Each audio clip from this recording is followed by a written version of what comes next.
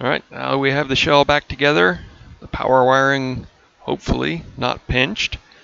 Then the next step is going to be to hook our antenna wires up. I guess I could say putting the battery brackets on, but if you need to have step-by-step instructions on how to install those, again, you probably shouldn't be doing this project. Here is a good shot, though, of how I bent those two grounding straps up out of the way. But I had pre-marked my antenna wires to correspond with the ports that they're going to connect to. Just used a Sharpie, so it really doesn't matter which one goes where, but the two transmitter ports need to connect to the cables that go to the boosters, and the other two go to my receiving antennas. It's a little tough to get them all lined up and tucked in there because, again, these cables are significantly larger than the stock cables, but they do fit. And once you get them in place, you'll want to put the metal strap back across. There's the strap for it.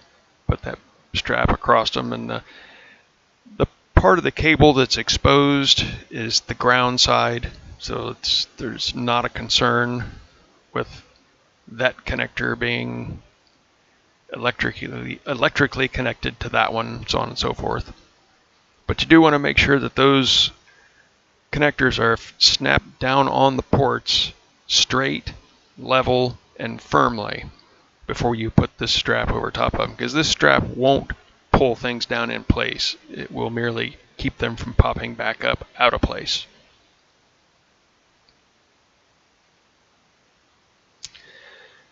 So once that's taken care of, the gimbal goes back on just the opposite of the way it came off. Of course, you'll want to bend those two copper straps back down for the grounding lugs. Push the gimbal back in place and run all the screws up through. Of course, not shown, but assumed. You'll put the screws back in the two halves of the shells and the three screws in the bottom of the motors. Put that sticky piece of plastic back down over top of them and plug the lenses back in. I routed my cables out around the back and the front to get them to the antenna brackets. There's a host of different ways you could do that, I'm sure. And a note here, I haven't tried putting the USB connector in here yet. I have a feeling it's going to be pretty tight. The little SD card does go in and out without interference, though it takes one finger above and one finger below to work it out or push it back in. But it can be done. It's yet to be seen whether or not I can actually use the USB port. We'll see. So my front cables, and you need to pay attention as you put the two halves of the shell back together to make sure that nothing gets in front of these lenses. Now there is plenty of room, but you've got the both harnesses coming from the compasses and your new stiffer cables that all have to be worked and wiggled around to allow that camera to drop down in place.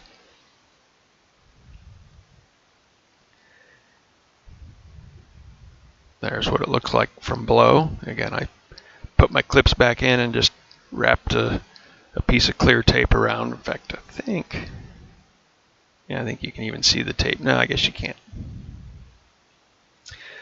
I then powered things on to see what the boosters did.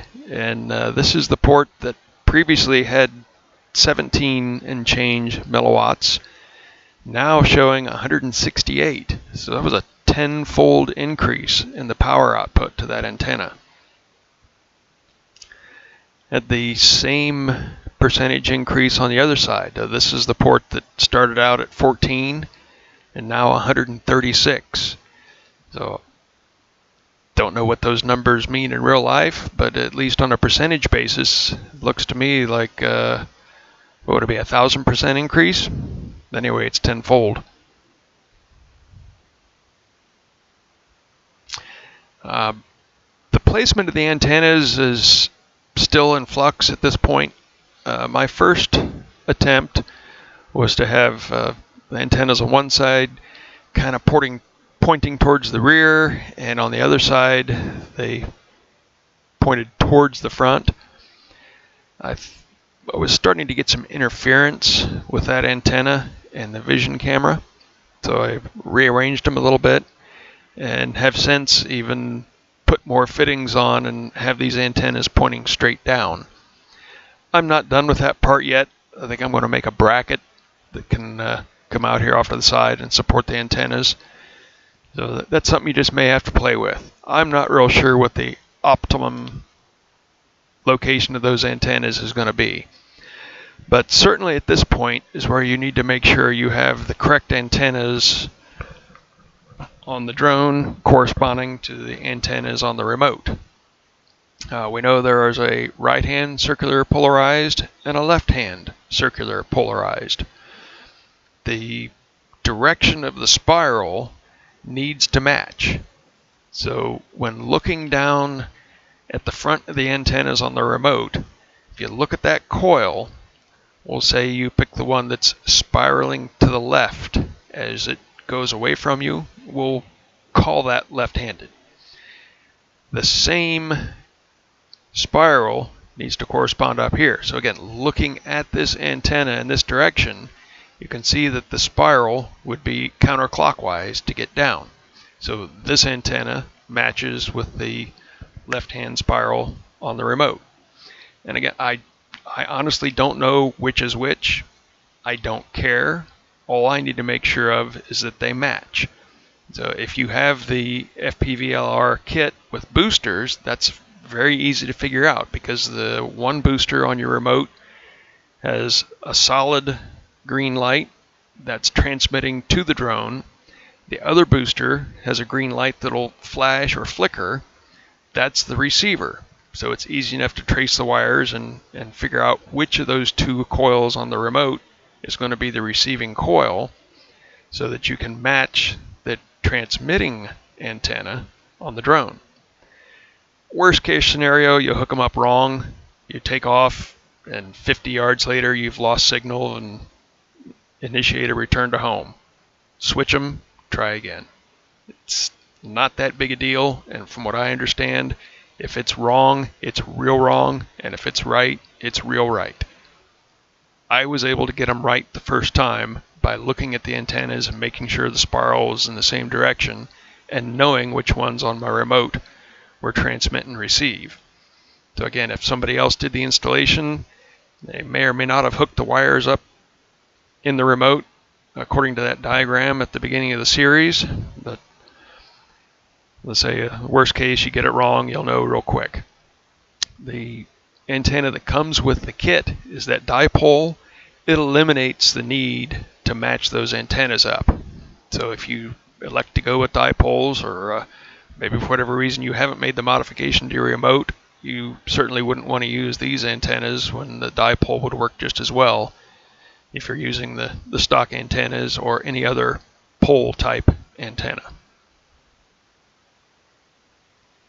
There's a view from the front.